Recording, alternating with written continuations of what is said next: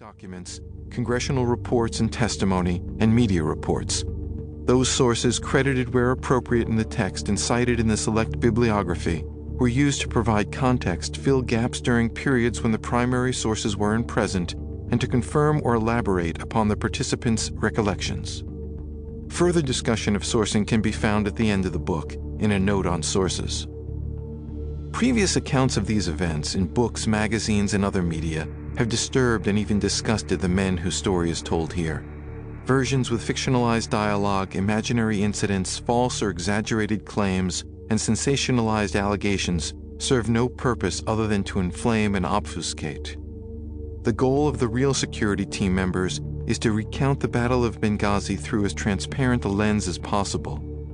They and the family of a sixth operator have a financial stake in this book, but their only editorial demand was that the story be told truthfully. It would be folly to think that this or any other account would be the last word on events with such wide-ranging implications.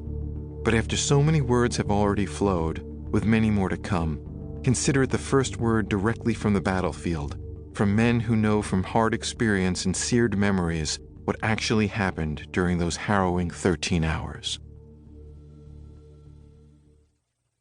Prologue. A bloodthirsty mob bore down on the United States' poorly defended diplomatic post in Benghazi, Libya. Besieged American envoys and staffers withdrew to a locked room as fires set by the attackers drew closer. The Americans prayed and appealed for rescue, calling home to Washington and to nearby allies. If no help came, they feared one of three fates. They'd be killed by the invaders, suffocate from smoke, or be roasted alive. In the meantime, they'd fight. The date was June 5th, 1967.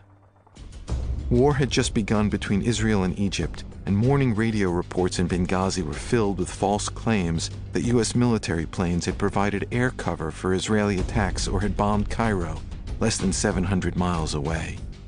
Hundreds of Benghazans swarmed into the streets and rallied at the consulate of the United Arab Republic, as Egypt was then called.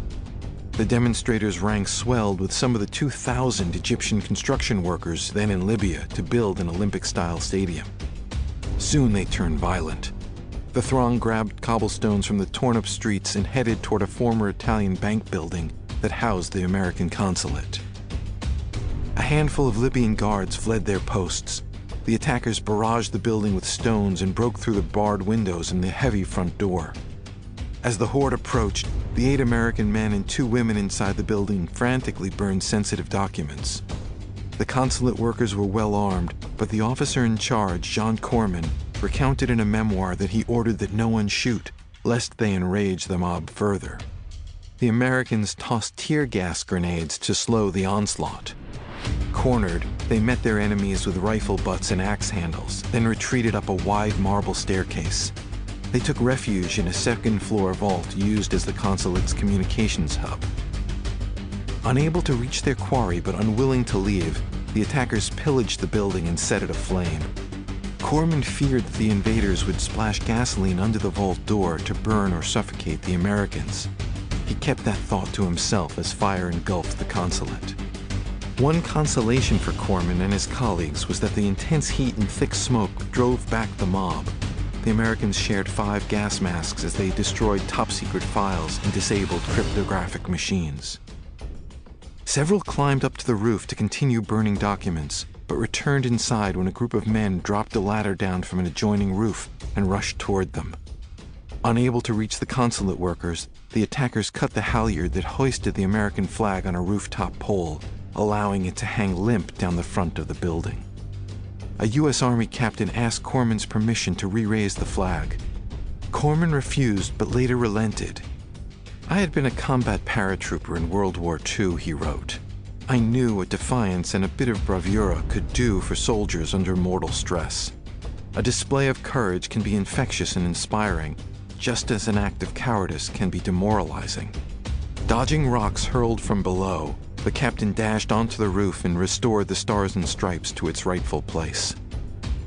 State Department officials in Washington discussed rescue options, including sending a Marine unit and using paratroopers. But executing those plans would take more time than the Americans had. Meanwhile, the trapped Americans got sporadic